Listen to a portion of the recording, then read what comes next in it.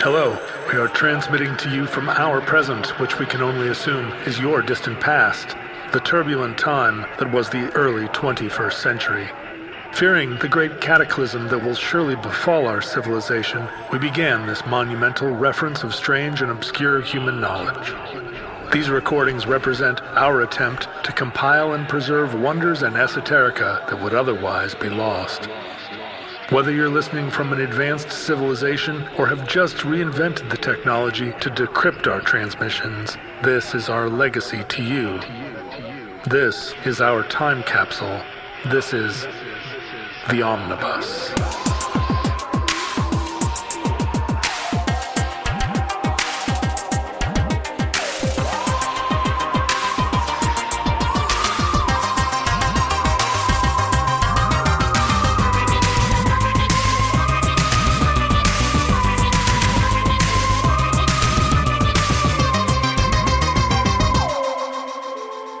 You have accessed entry 1442.NU1150, certificate number 37300.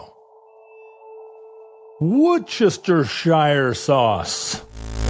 We gotta use this one shusha. I don't know. All right, so now as an American from the far, far west, I have been told over the years, and having traveled to England many times, I have been told that it is not pronounced Worcestershire sauce. The shire isn't even pronounced at all, and ultimately it's Worcester sauce. Am I right? Partially, but not hugely. All right. I should introduce you, Saul. Welcome to the show. Hello, you're right. I'm well, thank you. How are you? I'm well, thank you. Are you, your accent is a little posh. Are you from the south? I'm not. Of the United Kingdom? No. I'm from a very small, from a city in the northeast of England called Sunderland, which is where the chap who climbed up a battleship and hammered a flag into the mast was from. See previous episode. But most people from there do not sound like me in the slightest. Yeah, that's right. Yeah. I would assume that your fellow Northerners all have a much, what would you describe it as, harder accent or like a Northern accent? Warm but intense. I mean, I can adopt the relevant accents if necessary. I think English people tend to tell me that I have a vaguely northern but somewhat posh sounding voice, which I see the northern now that you're getting you're talking a into little bit more. Yeah. But as someone who grew up on a council estate, or as you guys would say, a project, housing project, then I don't sound very much like my compatriots at school. And where did the poshness come from? I lived for a long time in a town called Harrogate in Yorkshire, which is quite a well-to-do town, and took on a lot of softer elements to my accent, let's say. I've lived away from home for far too long, and now I sound like the others. And I'm right, though, that in England, specifically, Britain, more generally, your accent really is a determiner of how you're treated by others, or does it come into play in any kind of regular? When you go home, for instance, do people like cast aspersions? Aspersions are definitely cast, but which is why I try not to go home very often. But yeah, I think I definitely sound very different from everyone else. But after about 10 minutes of spending time with what family I have that lives up there, then I have readopted quite a lot of my northeastern Macam accent, as it's called. But so Worcestershire is not anywhere near where you grew up. No. It is, if I'm right, the ending shire means that it was a that was not a Norman part of Britain. It was a Saxon part of Britain. Oh, I've caught you out. You have, yeah. To me, shires are it's the name of the county surrounding a place. So, like Yorkshire is the county that surrounds York, or Lincolnshire around Lincoln, and so on. Where it comes from a historical perspective, I'm not sure. I'm afraid I've let you down. So shall I head off? We that study maps, Yeah. you know, there's a line somewhere in Britain where all the place names on one side reflect the Vikings, Yeah. and on the other side reflect the whatever. Yeah, the I suppose a lot of places in the southeast and the east aren't shires. There's fucks. So like Norfolk and Suffolk, and then I'm not helping myself here. Then there's the sexes with Middlesex and Essex and Wessex and so on. Right. Yeah, and then the ones that don't have any particular suffix on the end that I can think of. Yeah, I think Fook is Viking, and Essex is, right. That would be also Saxon. But anyway, blah blah blah blah blah. So tell me, I don't usually allow co-hosts to correct my pronunciation because I never let Ken do it. But in this instance, I know that I'm doing it wrong. I mean, it's not like I let or didn't let Ken. Ken corrected it when he felt like it. But what is your pronunciation of Worcestershire? This is one of the reasons why I suggested it. If not, the main reason was just to get you to say it wrong several times, just because it's funny for me. So I appreciate you falling into my amazing trap. It's Worcestershire. It is Worcestershire. Worcestershire, yeah. So the Worcester part is right, but you actually do say the shire. Yeah. Certainly, to me, all of the English shire counties have a sh on the end. Okay. Yeah. And so the sauce doesn't have a special shortening. You don't call it Worcester sauce. My mom calls it Worcester sauce. Yeah. I'm not going to say people don't, and I'm not going to tell people that they can't, but I wouldn't personally. Okay. But, you know, I'm not going to yuck anyone's yum. Well, so are you in the food line? No. I've never particularly worked in food. I drink and a lot of coffee, and I used to run a coffee company, but I've never worked in food in particular. I just, as I say, my main plan was to get you to say Worcestershire several times. Well, that concludes this episode of the Omnibus. But let me put it another way. Is Worcestershire sauce a staple in British cooking? It absolutely is, yeah. Yeah, it's used in quite a lot of recipes and on things like grilled cheeses and so on. I think my bottle has got a tiny amount left in, and I've had that about 2 years. So I'm getting through it. Yeah. Grilled cheese? Yeah, that's on an the top of grilled abomination. cheese.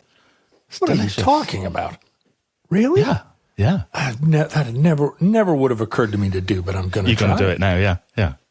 Well, in my travels, one of the most surprising things was how like zealously people in the UK will put Marmite on any kind of toast or bread, and it tastes like what you would find on the bottom of a shoe to me. Like it's vile, really. On a particularly unpleasant walk, yes. Yeah, right. Like if you were walking through a swamp that had also been once a factory, maybe you would find Marmite. Like what is Marmite and why is Marmite? Marmite, I believe, is a byproduct of the brewing industry. So that's was created place called Burton-on-Trent, where there's historically been a lot of breweries, and it's just a yeast byproduct that some enterprising young scamp decided that they could probably find a use for it, and once it really is an industrial waste. Yeah, once they discovered that it didn't make a very good adhesive for holding up wallpaper, or made stamps taste awful, they decided just to sell it as a food product. So, and what is it in the peculiar cuisine, the legendary, world famous cuisine of the United Kingdom? What is it about it that appeals to your taste? I mean, I think the thing with Marmite is it's got a yummy umami flavour. It's quite punchy. I can take or leave it.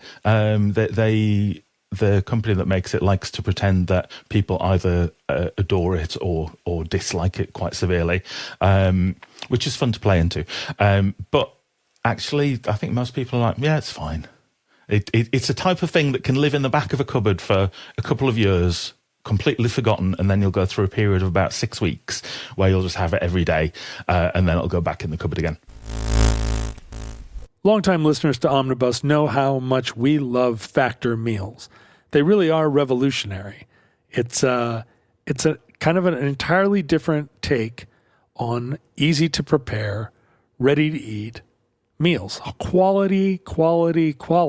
Perfect size portions, incredible ingredients. They've got meals with lean proteins, with colorful vegetables, whole food, healthy fat, no refined sugars, no artificial sweeteners, no refined seed oils. They're like a little meal that, I mean, not even little. They're like a meal that, as a bachelor, is so much better than I could create myself. It tastes like a restaurant meal, and it's ready in like micro minutes. It's astonishing what they're able to do with Factor meals. If you want to eat healthier, if you want to manage calories, if you want more protein, if you're on GLP-1s, if you've recently seen a documentary that touts the Mediterranean diet, if you want salads, every one of these is an option when you choose your Factor meals. And when they come, they will overwhelm you with how much better they are than you would expect. They also have a new Muscle Pro collection that supports strength and recovery. It's perfect if you're getting back into working out. These are always fresh, never frozen, ready in 2 minutes. 2 minutes. I challenge you to find another equivalent to Factor meals. No prep, no stress. Here's what I want you to do. Now, I'm serious now. I'm saying this for your own benefit. Go to factormeals.com/omnibus50off and use the code omnibus50off to get 50% off and a free breakfast for a year. This offer is only valid for new Factor customers with a code and qualifying auto-renewing subscription purchase. Make healthier eating easy today with Factor. That's factormeals.com/omnibus50off. And then use the code omnibus50off. Thanks, Factor. And am I right that Worcestershire sauce is also an umami?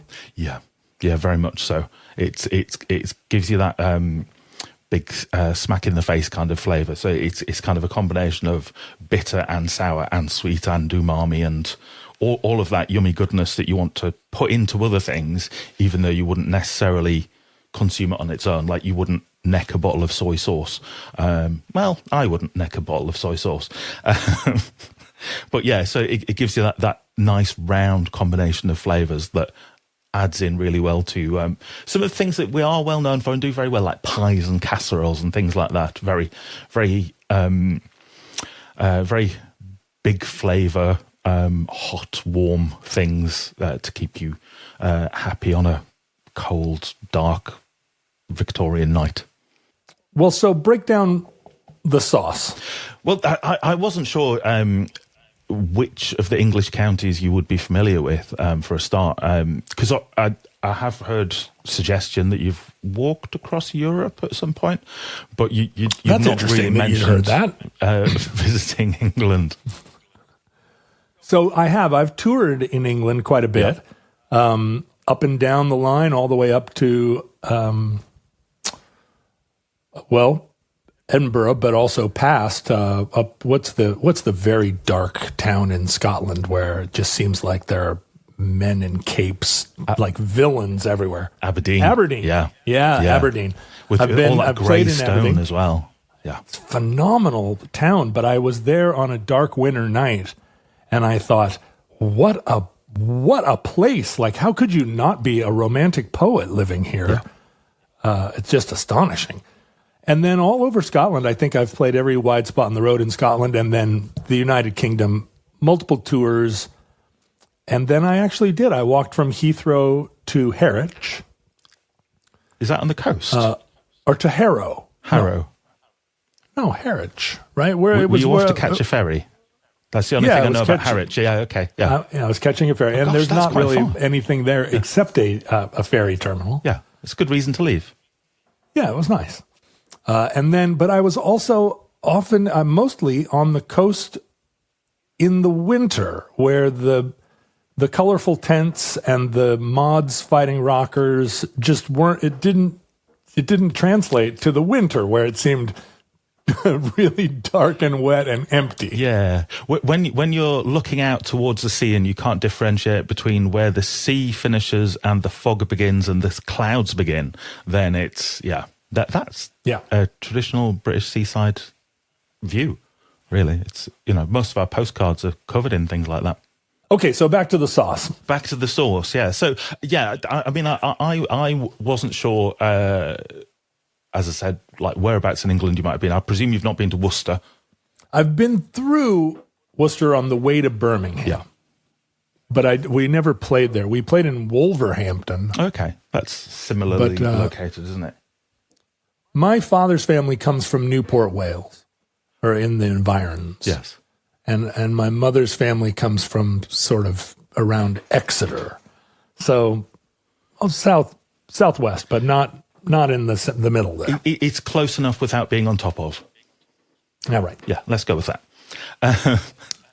So, yeah, I mean, as I say, I picked Worcestershire. Now you've got me doing it. Now you've got me doing it. Aha!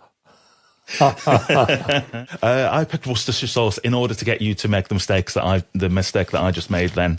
But yeah, I mean, one of the things that I find interesting about English counties, and I'll stick with that for a minute, is if you ask a lot of people in the UK how many states are there in America, then everyone knows, subject to that number changing in the next 6 months, up or down, depending on moods. But actually, if you ask people in the UK how many counties there are in England, people tend not to know. I see. Yeah, and I find that fascinating, and I want to, at some point, visit all of the English counties, which will take substantially less time than visiting all of the American states, and yet I've not got very far on that list. You could almost do it. You could almost do it on foot. It sounds like the type of thing not. that you would very much do on foot. Yes, absolutely. But it's the type of thing I would do with some kind of wheeled transport. Yeah, that's right. Well, it is very doable, just based on how many places that I've been in the UK. But of course, I had reason to go there. People were going to pay me £50 to play for 2 hours and drive all the way across the country and sleep on the floor of a wet hotel, which was a lot of enticement when I was young. But yeah, how is it that you have grown to ripe middle age without having at least like taken a long weekend and driven out to John O'Groats or whatever. I have visited a lot, a good portion, but there's a big swathe of the south of England that us northerners, we need extra visas for and stuff like that. So it's quite a process and a rigmarole to kind of go through. So it's just not that tempting. And once you've found nice places, it's always nice to go back to them, isn't it? So I think it's that laziness that comes with that kind of thing. Okay, so back to the sauce. Yeah, so sauces. So obviously you've already cast aspersions upon British cooking, so I appreciate that. It saves me having to do it. So I don't get. I think that's one thing that everyone in the world agrees upon. It's a thing that unites the people of the United States. Nobody will defend British food. Although I love a traditional English breakfast. I think it's one of the great plates of mush that exists in the world. It's great, isn't it? Worcester is in as we've kind of discussed it. It's kind of slightly to the west and south of Birmingham, and it's a place that apparently is famous for many things. I looked these up and everything. It was on the royalist side during the English Civil War, and was the host of both the first and the final battle of the Civil War in different places. Yeah, so Liam Perrins is the company for which Worcestershire sauce is most kind of connected, and I know that they sell Liam Perrins You've done it to me, John. Liam Perrins Worcestershire sauce is available in America and in apparently over 130 countries around the world. It's really caught on. For a country that doesn't know how to cook stuff, we can make ingredients that people will use all over the place. How many of those 130 countries at one point or another suffered under the jackboot of British colonialism? 128 of them? I was going to say there were at least 3 that didn't. Yeah, so I'm going one better than you. That Liam Perrins just came with the pith helmet. It was tucked into the pith helmet and brought all around the world. Very much so. And there's a few stories around that I can share in a minute, which will be helpful. But the Worcestershire sauce is kind of got a very mixed backstory to it. So that they say themselves that it was created in 1837, but there was quite a lot of pre-existing sauces that kind of go back both in England and internationally. So even the Romans had something quite similar. So, Romans and the Greeks and the Phoenicians had garum, which was a very umami packed sauce that was made from fermented fish and wines and other things just thrown in there. But again, very similar sounding flavours to it. But Worcestershire sauce itself, as I say, was invented by Liam Perrins in 1837, and they were pharmacists. So much like the Coca-Cola, Pepsi tradition of we're pharmacists, but we also like to mess about and throw lots of ingredients in things and see what happens. They did something similar. So, but I think the company themselves do tell a story that claims that the recipe was created at the request of a baron who'd previously been the governor of Bengal, talking about our jackbooted Commonwealth friends. So he missed the cuisine of South Asia. Yeah. And wanted to bring some of that back with him. So he gave them a recipe that he'd brought back with him from Bengal. This is their story, at least, and asked them to make it. But when he tasted it, it wasn't very nice at all. So they shoved it in the basement, as is the best thing to do with huge quantities of liquid that you're unsure what to do with. True. I mean, that's where all of my strange liquids live. And then 18 months, 2 years later, they remembered that this barrel was in there, and they went and tasted it and discovered that actually now it's all of a sudden really nice because it's had time to ferment and build the flavour profiles and so on. By 1843, it was so successful that it was being put onto ships by pursers as part of their regular supply of condiments and so on. So within 5 or 6 years, it was already being transported across the world on ships as part of their regular supplies. So it was really successful very, very, very quickly, and was finding itself very quickly transported across the world, as I say, as part of the manifest, but also something that they sold in a lot of places. So they, being good pharmacists, they didn't just rely on one product. They were able to, in 1849, they had supplies that were going alongside the California gold rush. There was a ship that was abandoned. The ship goes unnamed, unfortunately, by history. The inventory list included case of Worcestershire sauce, as well as Lee & Perrin's other products, including medicine and medical trusses. Oh, trusses. Yeah. Well, that explains the popularity of trusses here in California. Now, was Lee & Perrin's sauce, did it also have components where it staved off scurvy, or is it rich in some sort of vitamin or vitamin or other kind of min? I think it is. It probably is quite healthy. Whether or not it is as healthy as they make out, I'm unsure. For a lot of the 19th century, it was marketed for its health benefits, and was apparently described as having, now this is a word I'm unfamiliar with, stomachic,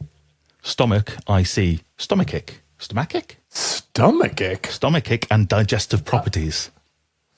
So it was a patent medicine in addition to being in addition to a handy condiment. thing for turtle stew. Yeah. So I mean, there is a strong history in the UK of brown sauces that were available at the time, which included the poet Byron, off of the poet Byron fame, mentioned it in a poem in 1817. I looked up the poem, and it basically just seems like he's sending a shopping list to someone. Was it later just misinterpreted as a poem, but in fact it was? It's entirely possible. So they one of the precursors, and there were a few of them, to Worcestershire sauce was Harvey's sauce, which was goes back to at least the 1790s. And Byron mentioned it in 1817, and it says, thereby humbly I would recommend the curious in fish sauce before they cross the sea to bid their cook or wife or friend walk or ride to the strand and buy in gross. And then it just suddenly turns to a shopping list. Ketchup, soy, chili vinegar, and Harvey's, or by the Lord, a Lent will well nigh starve ye. It really makes the heart soar, doesn't it? It does. I mean, I don't want to describe anyone as being overrated based on a few lines. Okay, so back to the sauce.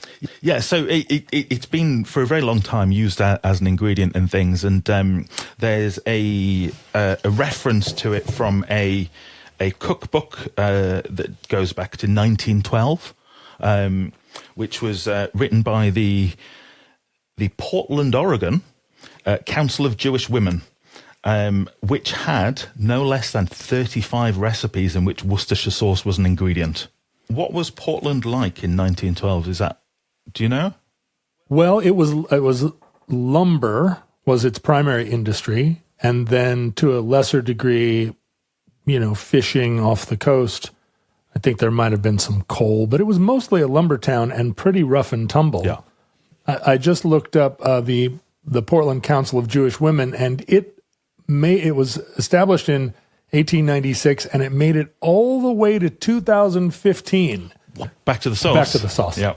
Yeah. So I've got a couple more examples of products that Messrs. Lee and Perrins created. They created the infamous essence of coffee. Go on. That's all I'm I know curious. about it. It's an essence of coffee. That you would add to, like, food? Who knows? Who knows? The internet provides a name, but no description of what it is. They also produced, because people had questions about the essence of coffee, they made something called Taraxacum. Taraxacum is a dandelion coffee. For those of you who don't like coffee in your coffee, then you could try dandelion coffee. Wouldn't it be dandelion tea, which is a thing we've all heard of? I think that they're really just like the word coffee. And it's, you know, it's got a bit more of a continental flair to it. Maybe that's where they were coming from. Although perhaps not, but we'll get into that in a second. And the final product that they created and were selling that I've got here is Dr. Lowcock's lotion for the growth of the hair. Oh, yeah. Yeah. Did that also, was it also like a yeast-based potion that sat in a basement, and then people realized it made hair grow on their hands? Perhaps so, yeah. So perhaps that's why coffee didn't get adopted quite as much in the aristocracy in the UK, but I am making things up out of my head rather than basing any of those on facts. No, that seems right, and it's also very consistent with omnibuses. That's within our purview. Yeah. That's part of our charter, even.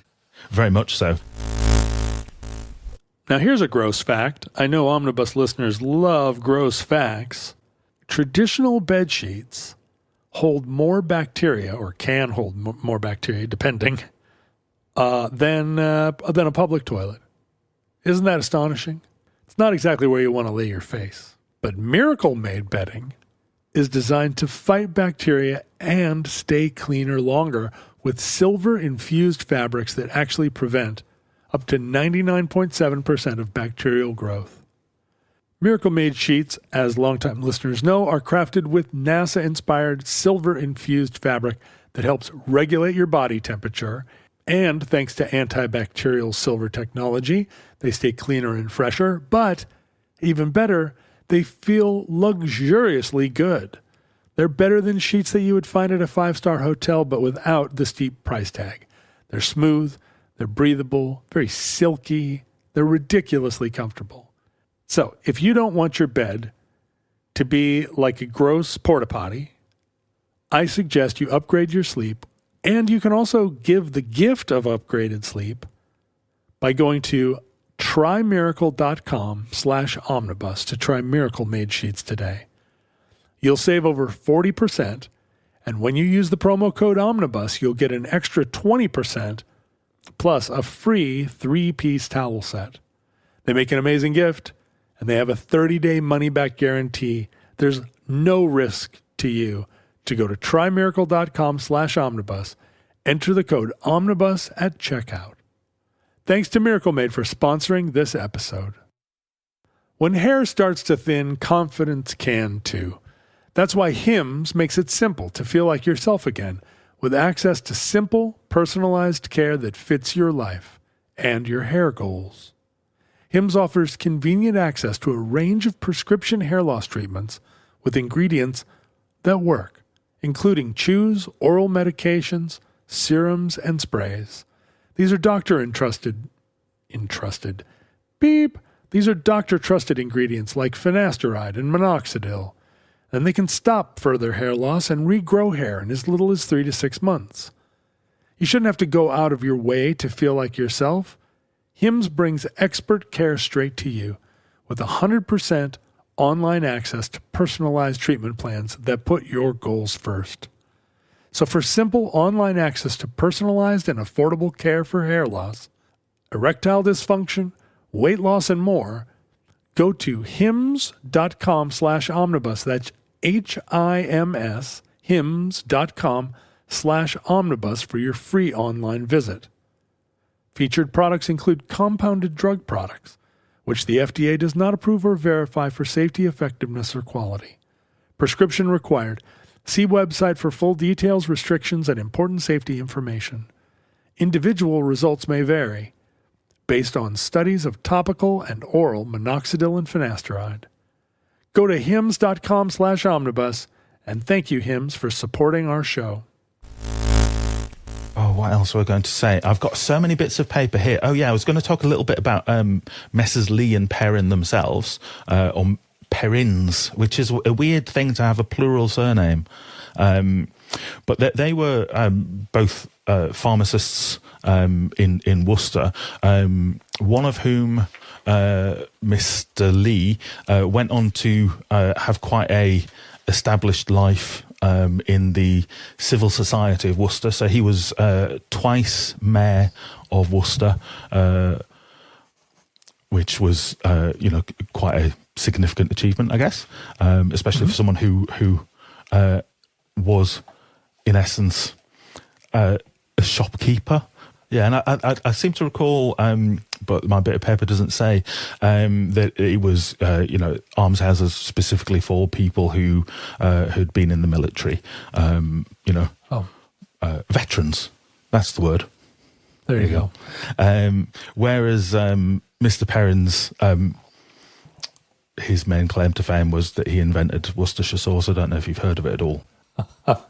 And then he faded into obscurity. He didn't become mayor, or he didn't become mayor or anything else. But I do have a quote actually from one of the later Lord Sandys, for whom they claimed, had led an inspiration, if nothing else. Apparently, he said that he would like a share in the proceeds if his family had helped to create it, to which they responded that he might have a share in the profits if he would stand behind the counter and assist in its sale. Wow. Yeah. Oof. Yeah. Oof. That told him. Yeah, I guess so. That's how you treat the rich, It is, right? yeah. You tell them to get behind the counter and do some bloody work.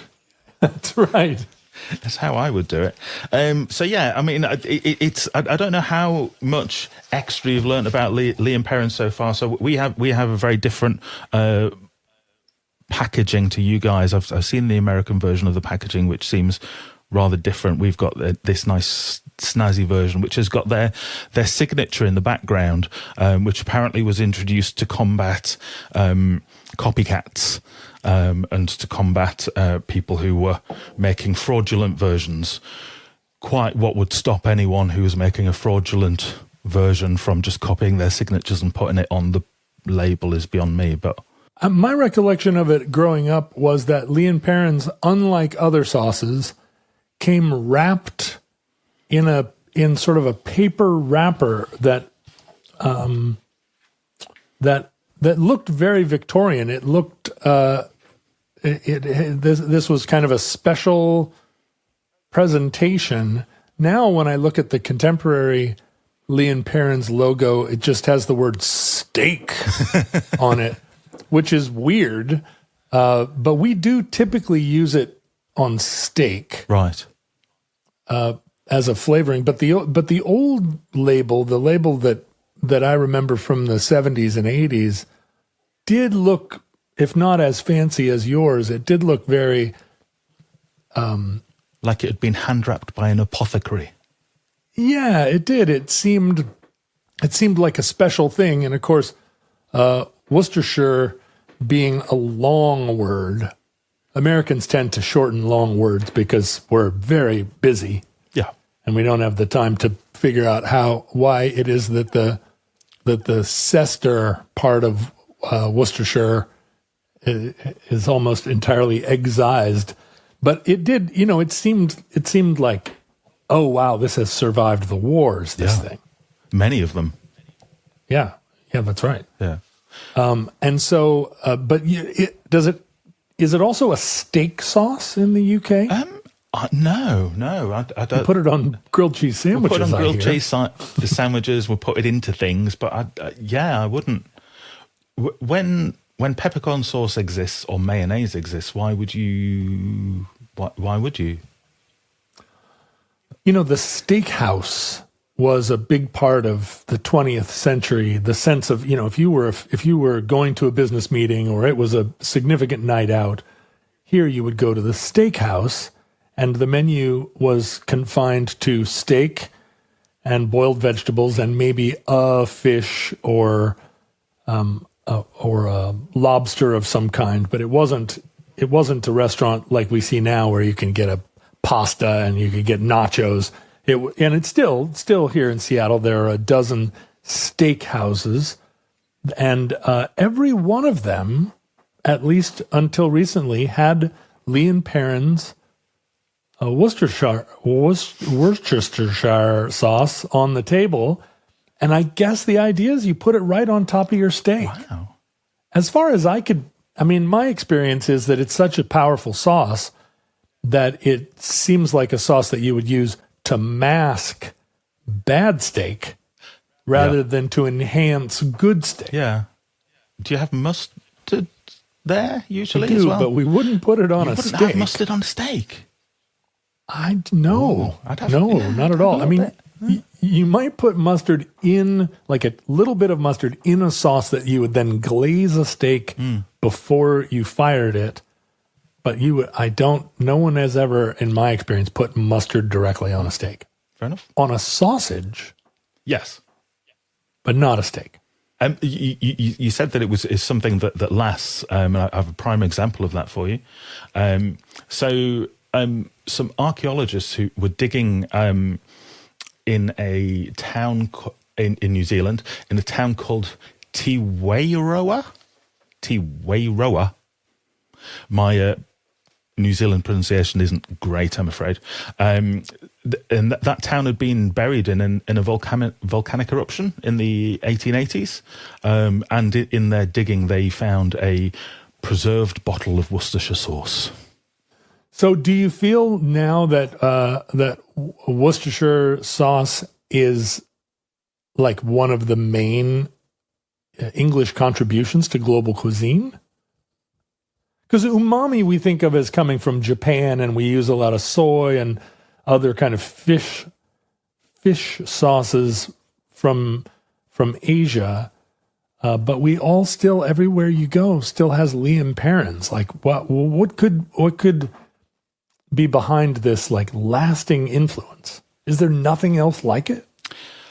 There are similar things. So obviously soy sauce is quite similar, and unexpectedly, it turns out that for a very long time, soy sauce was one of the key ingredients in Worcestershire sauce, which is ironic because in the late 19th century, there were scurrilous rumours that soy sauce was made from crushed black beetles. And Liam Perrins hopped onto that and did an advertising campaign saying that Liam Perrins is a safe British sauce that can be used instead of that horrible foreign muck, because we're a big fan of jingoistic xenophobia in this country. So yeah, they were quick to jump on that, but very quiet on actually that's an ingredient we use, so could you not speak badly of it? Because soy is a Chinese food, and it would have been part of that global trade of the 19th century. Yeah, absolutely. And, tamarind is a really key ingredient of Worcestershire sauce as well. And I presume that tamarind is from India originally, but I'm unsure. And that's one of the key differences between it and the kind of predating brown sauces. None of those seem to have included tamarind, which gives it a bit more of a slight spiciness to the flavour as well. And I think also helps to echo the predominant British cuisine that we have nowadays, which is curry, obviously. Right, Indian food. Yeah. All of the best food I've ever had in the UK is from India. But what blew me away the first time was that curry is a street food, cheap and oily and omnipresent. Whereas here, Indian food is a cuisine that tends to be fairly expensive, and you go out to dinner where you get Indian food, and it is a whole kind of experience. And they have, the restaurants are. It's now you can get it delivered, but it is absolutely not a takeout kind of working man's lunch food like it is in the UK. So it was very surprising to me that you could get it cheaply. It was so delicious, and it was, it was like a working class food, whereas here it's very much the opposite. Incredibly readily available. We very much adopted it as maybe second behind roast beef as our national dish. And that concludes Worcestershire sauce. Worcestershire sauce. Entry 1442.NU1150. Certificate number 37300 in the omnibus.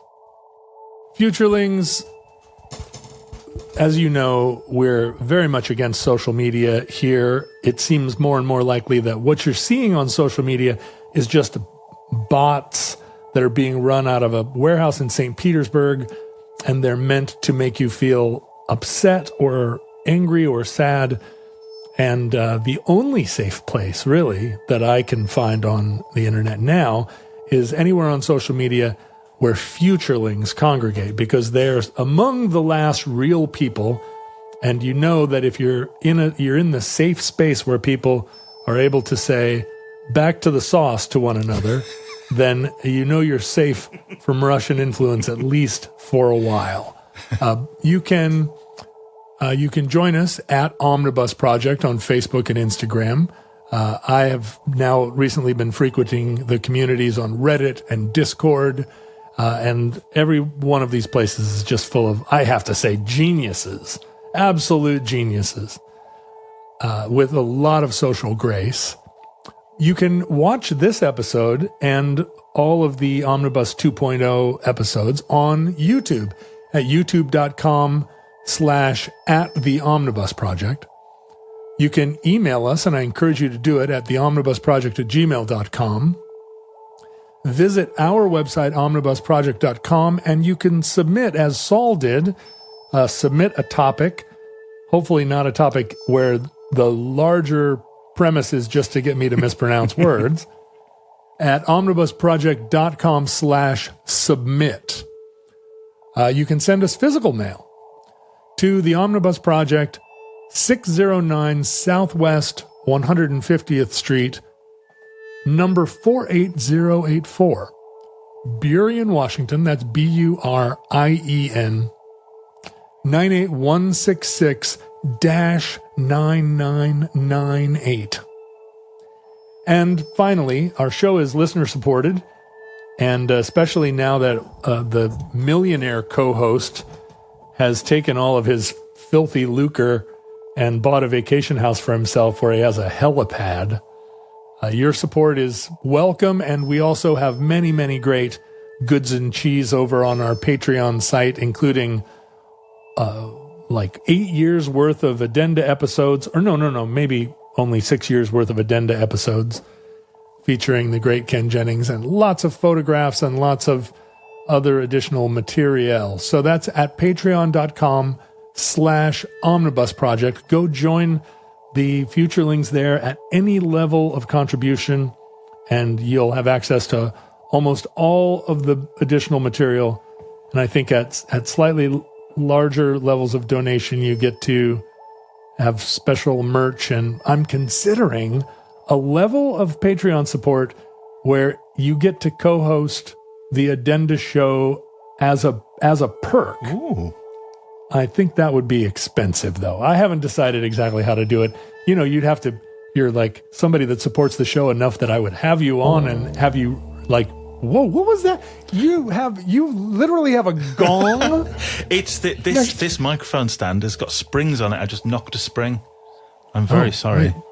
No, that's all right. That was fantastic. You should have been doing that throughout the whole episode.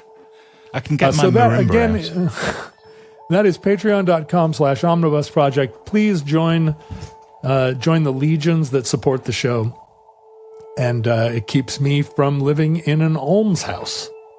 And so, Saul, before we go, I'm trying to include the co-hosts' other interests in our outro. Have you got anything coming up? Have you written a book on sauce, or are you engaged in alms for the poor? What have you got in your near future? Well, I'm a comedy performer. Congratulations! That is talk about degeneracy.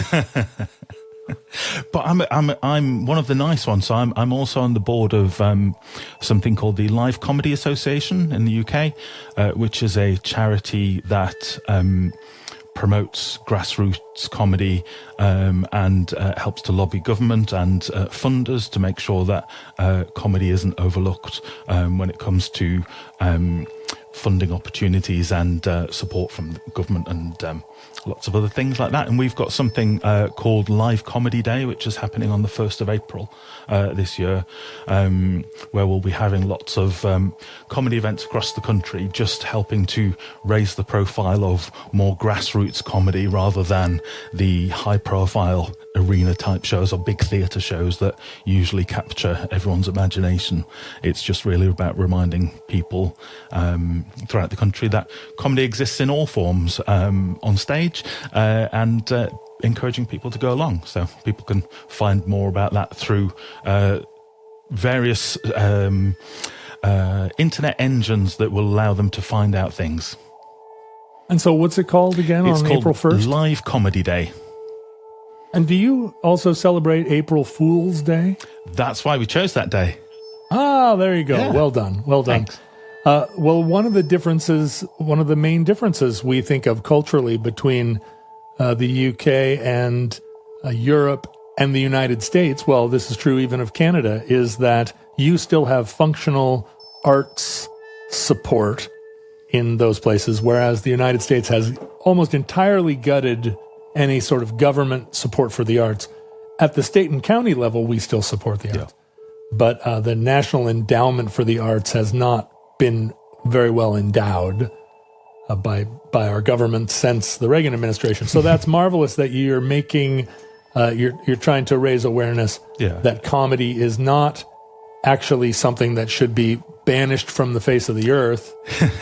And it's not something Although that that's only arguable. exists. It's not just something that exists on Netflix as well. You know, that encouraging people to go out and find out what's on near them as well. And in the UK, comedy isn't considered an art form, which is something that we're trying to amend, because that would create more opportunities for funding, but also tax breaks and things like that for some of the smaller venues to help them survive in more challenging times. We do here in the U.S. think of comedy as the comedy industry, entertainment industry is maybe not quite at the level of the music business, but really we do consider it, an art form. Yeah, I'd also encourage people to find out about my own little podcast that involves me reading out from a phone book, which they can find out by visiting saulhenry.com. I wish we could dig more deeply into that, but I'm going to let futurelings discover your phone book reading podcast on their own. Futurelings, from our vantage point in your distant past, we have no idea how long our civilization survived. We hope and pray that the catastrophe we fear may never come. If the worst comes soon, this recording, like all of our recordings, may have been our final word. But if Providence allows, we will wish you many goods and cheese and hope to be back with you soon for another entry in The Omnibus.